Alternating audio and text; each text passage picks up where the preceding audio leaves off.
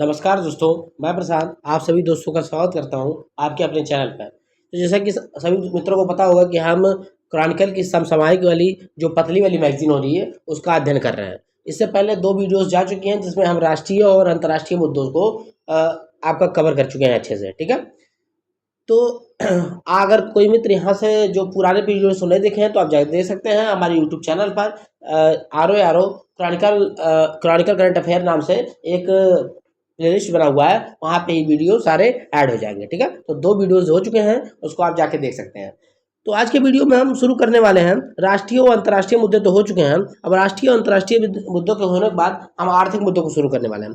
इस वीडियो के अंतर्गत आपको पता ही है कि हम किस तरह से पढ़ रहे हैं। इसमें हम पहले से ही अंडरलाइन करके कुछ इंपॉर्टेंट पॉइंट्स को लाते हैं और उसके बाद सारा आपको एक्सप्लेन करते हैं और अच्छे से हम अध्ययन करते हैं, ठीक है। तो राष्ट्रीय और अंतर्राष्ट्रीय मुद्दों को हम स्टडी कर चुके हैं। अब आर्थिक वाले जो करंट अफेयर है, ये करंट अफेयर हम शुरू करे हुए हैं। देखिए अब यहाँ से शुरू हुए हैं, देख लीजिए कि ये जो क्रॉनिकल की मैगजीन है ये जुलाई मंथ की मैगजीन है, ठीक है। तो जुलाई मंथ के मैगजीन से हम शुरू किया है। यह जो क्लास है हमारे आर ओ के जो बंधु साथी हैं उनके लिए बहुत आवश्यक है। बाकी का जो पीसीएस का पेपर आने वाला है उसके लिए भी लाभकारी होगा ही होगा, ठीक है। तो लेकिन ये मुख्यतः आर ओ के जो साथी हमारे हैं जिनका पेपर 22 दिसंबर को लगा हुआ है उसके लिए बहुत आवश्यक है, जिसमें हम आपको जुलाई, अगस्त, सितंबर, अक्टूबर, नवंबर, दिसंबर तक के सारी मैगजीनों को जो ये पतली वाली क्रॉनिकल आती है इसको कराएंगे। उसके साथ साथ आपको आय दृष्टि हुआ चाहे घटना सार हुआ दोनों अच्छे से कराया जाएगा हमारे इसी यूट्यूब चैनल पर, ठीक है। तो जिसका प्ले लिस्ट भी प्रॉपर बनाया जाएगा, आप वहाँ से जाके देख सकेंगे, ठीक है। तो चलिए शुरू करते हैं हम आज की क्लास को। तो आर्थिक वाले मुद्दों से हम शुरू करने वाले हैं क्लास को। तो अंतर्राष्ट्रीय और राष्ट्रीय मुद्दे तो हो चुके हैं, अब आर्थिक वाली मुद्दों से आज की क्लास हमारी शुरू होने वाली है, ठीक है। ज़्यादा बड़ा क्लास नहीं होता है, इसलिए कि आपको देखने में कोई असुविधा ना हो और आप अच्छे से देख सकें और अच्छे से उसको समझ सकें। और एक हफ्ते में ज़्यादा वीडियोज़ ही नहीं होती हैं, दो वीडियोज़ या 3 वीडियो और मैक्सिमम 4 वीडियोज़ आपको एक हफ्ते में प्रोवाइड की जाएंगी, जिससे आप उसको अच्छे से स्पीडोमीटर लगा के चाहे किसी तरह से आप अच्छे से रिपीट करके देख सकते हैं, जिससे आपको आगामी पेपर चाहे आर हो चाहे कोई भी पेपर हो जिसमें आप करंट अफेयर पढ़ना चाह रहे हैं, चाहे यूपी ट्रिपल से रिलेटेड कोई भी पेपर बैट हो या जूनियर स्टेट हो, सब में एक काम आएगा। लेकिन ये मुख्यतः आर के लिए भी बहुत इंपॉर्टेंट है, ठीक है। सारे एग्जाम्स के लिए इंपॉर्टेंट है। तो चलिए पहले क्वेश्चन हम देख लेते हैं आज की क्लास का, मतलब पहला टॉपिक देख लेते हैं, क्वेश्चन बोलना है।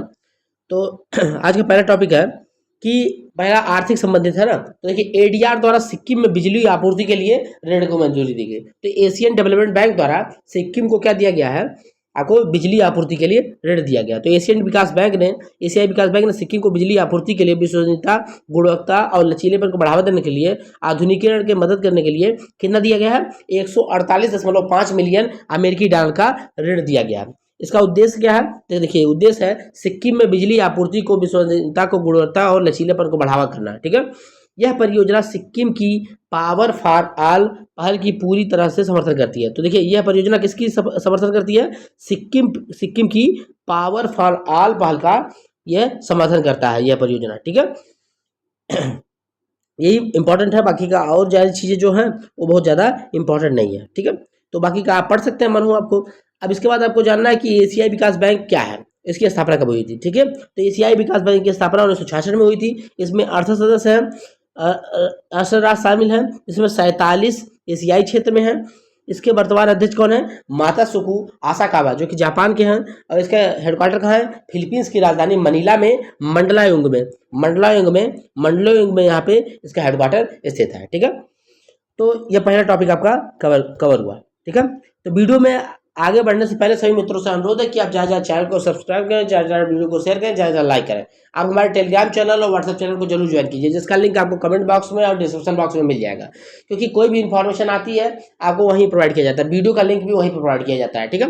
और अगर कोई मित्र पुरानी वीडियोस को नहीं देखे हैं तो आप जाके देख सकते हैं, क्रॉनिकल मैगजीन करंट अफेयर नाम से एक वहाँ पे प्लेलिस्ट मिल जाएगी, वहाँ पे आप जाके देख सकते हैं पुरानी वीडियोस को।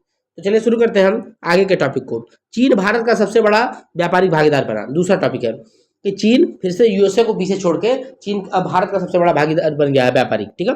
आर्थिक think tank global trade research initiative किसने जारी किया है, global trade research initiative CTRI के आंकड़ों के अनुसार वित्त वर्ष 23-24 में 118 अरब डॉलर के साथ द्विपक्षीय वाणिज्य व्यापार में के साथ चीन अमेरिका को पीछे छोड़ के भारत का सबसे बड़ा व्यापारिक भागीदार बन गया। ठीक है, तो कितने के साथ 118.4 अरब डॉलर के साथ भारत का द्विपक्षीय व्यापार में सबसे बड़ा भागीदार बन गया है। कौन? चीन बन गया। किसने जारी किया? ग्लोबल ट्रेड रिसर्च इनिशिएटिव द्वारा जारी किया गया। ठीक है, वित्त वर्ष 2023-24 में भारत और अमेरिका के बीच द्विपक्षीय व्यापार कितना हुआ?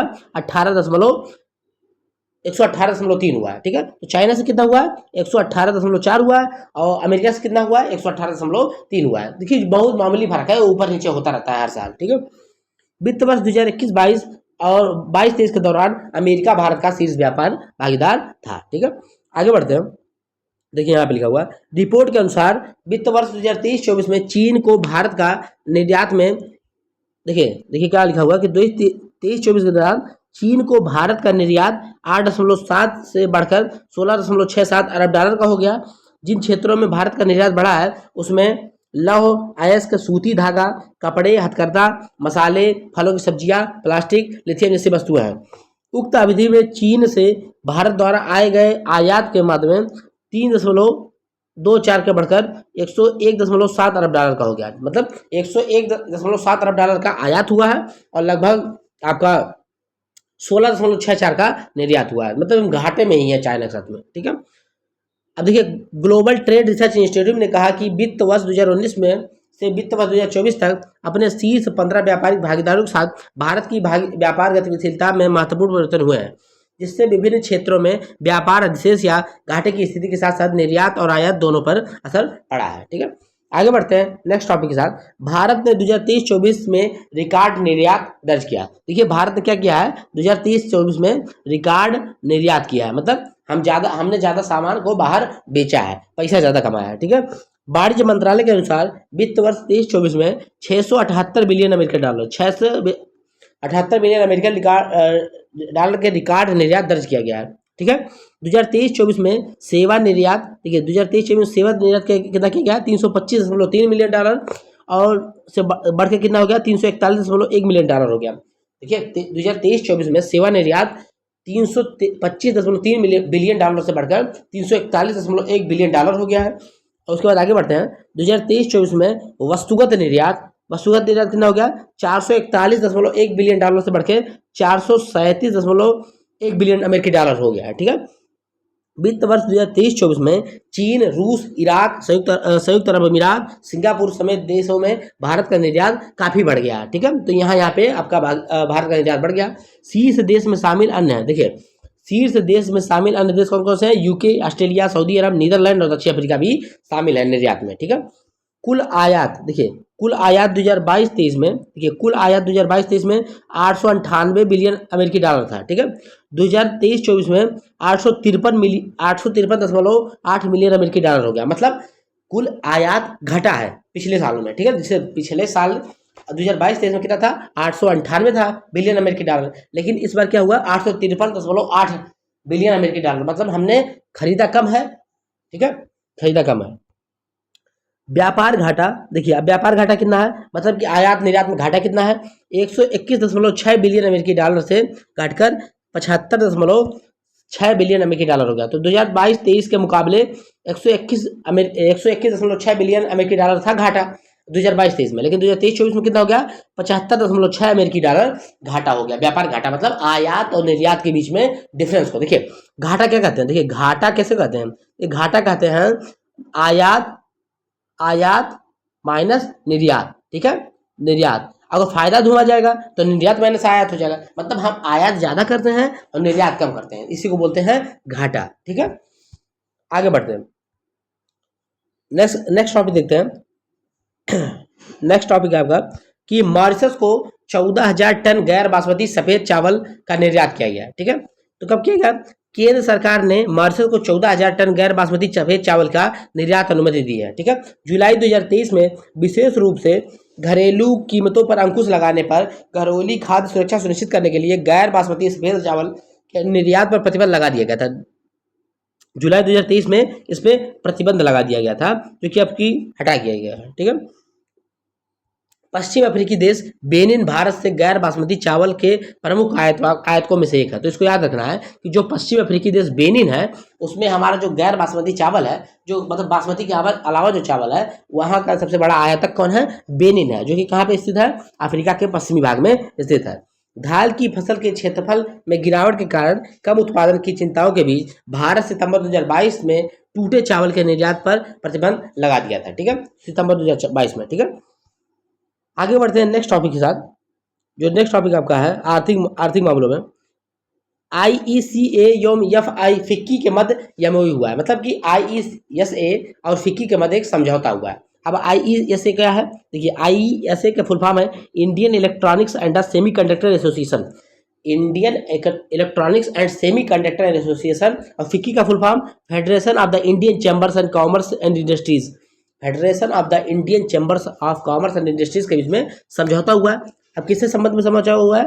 इसका उद्देश्य क्या है? भारत में नवाचार को बढ़ावा देना, सेमी कंडक्टर इलेक्ट्रॉनिक्स उद्देश्य का समर्थन करना, आपूर्ति श्रृंखला को मजबूत करना और पारिस्थितिकी तंत्र का विकास को बढ़ावा देना। ठीक है, ठीक है। तो नवाचार बढ़ाना है, सेमी कंडक्टर उत्पाद बढ़ाना है और पारिस्थितिकी तंत्र को इसको मजबूत करना है। दोनों ने किया हुआ है समझौता आपस में। ठीक है, तो आपको इस तरह याद रखना है, नवाचार के क्षेत्र में यह समझौता हुआ है। ठीक है, बाकी का आप नीचे और पढ़ सकते हैं कि सेमी कंडक्टर के बारे में क्या क्या है। ठीक है, तो सभी मित्रों से पूरा निवेदन है कि आप ज़्यादा ज़्यादा चैनल को सब्सक्राइब करें, ज़्यादा ज़्यादा वीडियो को शेयर करें, ज़्यादा ज़्यादा लाइक करें।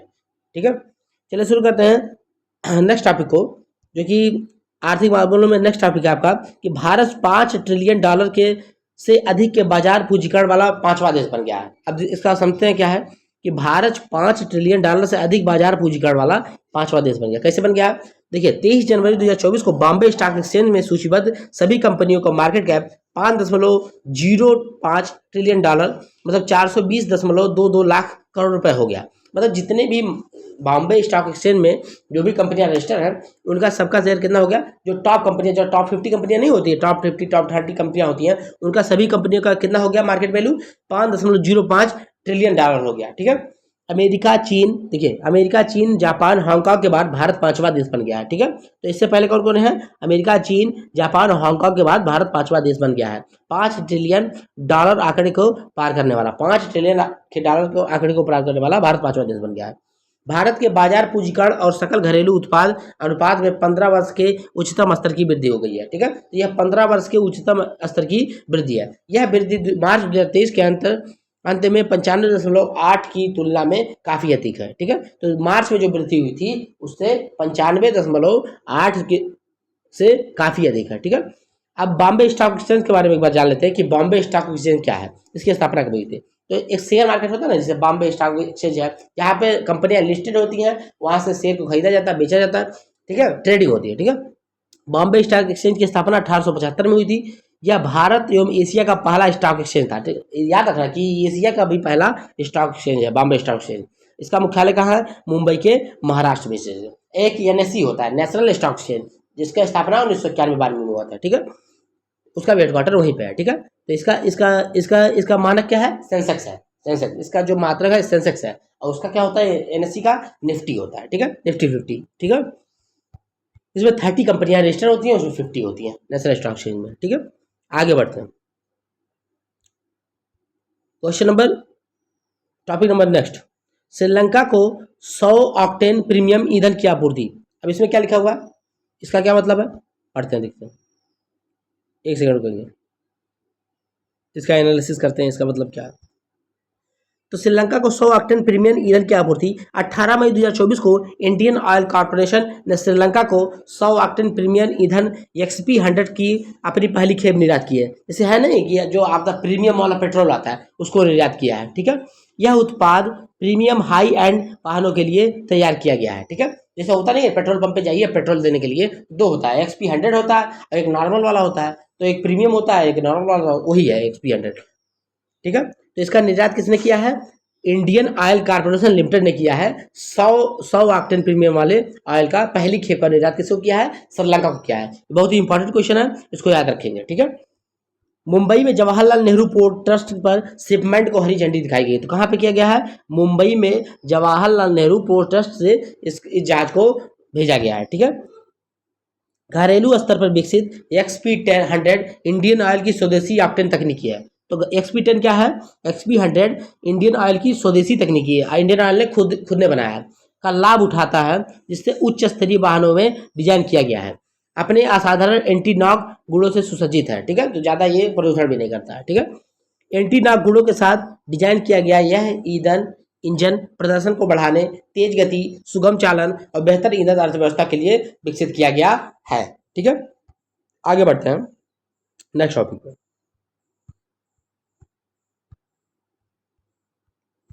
नेक्स्ट टॉपिक देखते हैं। नेक्स्ट टॉपिक आपका है कि TWS ईजेल और हाइजेनको के मध्य समझौता हुआ। ये क्या है? देखिए कि Tata steel special economic zone limited, देखिए इसका फुल फॉर्म याद रखना है, Tata steel special economic zone limited और एचएचपी फाइबर प्राइवेट लिमिटेड, जैसे हाइजेनको ने हरित हाइड्रोजन और हरित अमोनिया परियोजना स्थापित करने के लिए एक समझौता ज्ञापन पे हस्ताक्षर किया। बस आपको इतना याद रखना है कि Tata steel special economic zone limited और एचएचपी फाइबर प्राइवेट लिमिटेड ने हरित हाइड्रोजन और हरित अमोनिया परियोजना को स्थापित करने के लिए आपस में क्या किया है? समझौता किया है, ठीक है। कैसे किया है? देखिए, हरित हाइड्रोजन और हरित अमोनिया परियोजना ओडिशा के Tata steel special economic zone के गोपालपुर औद्योगिक पार्क में स्थापित किया जाएगा। कहाँ पे किया जाएगा? गोपालपुर औद्योगिक पार्क में ओडिशा में स्थापित यह किया जाएगा, ठीक है। जो टाटा की जहाँ पे अब टाटा का स्टील स्पेशल जोन जहाँ पे है वहाँ पे गोपालपुर ओडिशा में किया जाएगा, ठीक है। एमओयू के तहत हाइड्रोजन का द्वारा अपनी हरित हाइड्रोजन, हरित अमोनिया और डेरिवेटिव इकाई स्थापित करने के लिए ओडिशा के गंजम जिले में भूमि का अधिग्रहण किया गया है, ठीक है। तो इस एमओयू को क्रियान्वित करने के लिए हाइड्रोजन और तो कहाँ किया गया? ओडिशा के गंजम जिले में भूमि का अधिग्रहण किया गया है अपने परियोजना को वहाँ इम्प्लीमेंट करने के लिए, स्थापित करने के लिए, ठीक है। यह समझौता हाइजेनका द्वारा स्वच्छ ईंधन के लिए एक स्थानीय बाजार के विकास हिस्सा है, जो 3 वर्षों में $2.5 बिलियन अमेरिकी डॉलर का निवेश कर रहा है, ठीक है। अब आर्थिक मामलों के तहत आज का लास्ट टॉपिक है, ठीक है। देख रहे हैं, लास्ट टॉपिक देख लेते हैं कि भारत का पहला लार्ज लेवेंडर मॉडल सेसम क्या है? देखिए, देखते हैं इसको ध्यान से, एक सेकंड। भारत का पहला लार्ज लेवेंडर मॉडल सेसम 7 मई 2024 को पाइन लैब्स ग्रुप की एक अग्रणी भारतीय फिनटेक कंपनी सेतु ने भारत के पहले लार्ज लैंग्वेज मॉडल का अनावरण किया है। इसे सेसम कहा जाता है। तो ये क्या है? भारत का पहला लार्ज लैंग्वेज मॉडल है, इसको किसने ग्रुप किया है? पाइन लैब्स ग्रुप की एक अग्रणी भारतीय फिनटेक कंपनी सेतु ने किया है भारत के सेसम को, ठीक है। यह क्या है? यह विशेष रूप से बैंकिंग, वित्तीय सेवा एवं बीमा क्षेत्र में लिए डिजाइन किया गया है। इसे सर्वम आर्टिफिशियल इंटेलिजेंस के सहयोग से विकसित किया गया है। इसको किससे विकसित किया गया है? सर्वम आर्टिफिशियल इंटेलिजेंस के सहयोग से विकसित किया गया है। सेसम एक डोमेन और क्षेत्र विशिष्ट लार्ज लैंग्वेज मॉडल है। यह कस्टम BFSI डेटा प्रशिक्षित है। इसका लक्ष्य क्रेडिट निर्णय लेने को बढ़ाना और हाइपर वैश्विकता को वित्तीय सेवा को प्रदान करना है, ठीक है। सेसम क्या करता है? देखिए, सेसम क्रेडिट योग्यताएं, मूल्यांकन, ग्राहक प्रोफाइलिंग, क्रेडिट अंडरराइटिंग और धोखाधड़ी का पता लगाने जैसे वित्तीय प्रक्रियाओं को बढ़ावा देने के लिए डेटा का उपयोग करता है, ठीक है। सेतु और सर्वम AI, अब देखिए यहाँ पे सेतु और सर्वम AI स्थानीय स्तर पर जानकारी संग्रहित और संसाधित करके डेटा और मॉडल संपूर्णता सुनिश्चित करते हैं। सेतु की स्थापना वर्ष 2018 में हुई थी। सेतु की स्थापना वर्ष 2018 में ये की गई थी। यह एप्लीकेशन प्रोग्रामिंग इंटरफेस इंफ्रास्ट्रक्चर प्रदाता है। यह क्या है? एप्लीकेशन प्रोग्रामिंग इंटरफेस इंफ्रास्ट्रक्चर प्रदाता है, ठीक है। सेतु जो कंपनी है 2018 में स्थापित की गई थी, ठीक है। तो आर्थिक मामलों में जो भी ये टॉपिक्स थे आपके कितने देख लीजिए। आर्थिक मामलों में लगभग आपके लगभग 10 पॉइंट थे जो कि समाप्त हो गए, ठीक है, आर्थिक मामलों से संबंधित, ठीक है।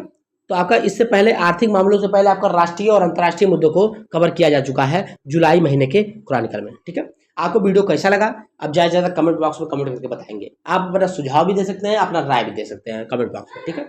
आप ज़्यादा से ज़्यादा वीडियो को शेयर करिए, ज़्यादा से ज़्यादा लाइक कीजिए, जिससे कि जो आपके साथी हैं, जो भी आर तैयारी कर रहे हैं या यूपीपीसीसी की तैयारी कर रहे हैं, ये दोनों के लिए लाभदायक तो है ही है। साथ साथ जो यूपी ट्रिपल एससी की तैयारी कर रहे हैं, चाहे पैट की हो, चाहे जूनियर असिस्टेंट की हो, चाहे जो भी एग्जाम हो जिसमें करंट अफेयर पूछा जाता है, ठीक है, तो उनके लिए भी ये बहुत ही लाभकारी होगा। जो पुराने वीडियोज़ को नहीं देखे हैं, जाके आप हमारे यूट्यूब चैनल पर देख सकते हैं, जहाँ पर प्ले लिस्ट बना हुआ है करंट अफेयर क्रॉनिकल मैगजीन के नाम से एक प्ले लिस्ट बना हुआ है, वहाँ से जाके आप देख सकते हैं पुराने वीडियोज़ को, ठीक है। तो आप ज़्यादा से ज़्यादा वीडियो को शेयर करें, ज़्यादा से ज़्यादा लाइक करें, हमारे चैनल को ज़्यादा सब्सक्राइब करें। मिलते हैं नेक्स्ट वीडियो में अन्य अन्य अन्य टॉपिक के साथ। धन्यवाद।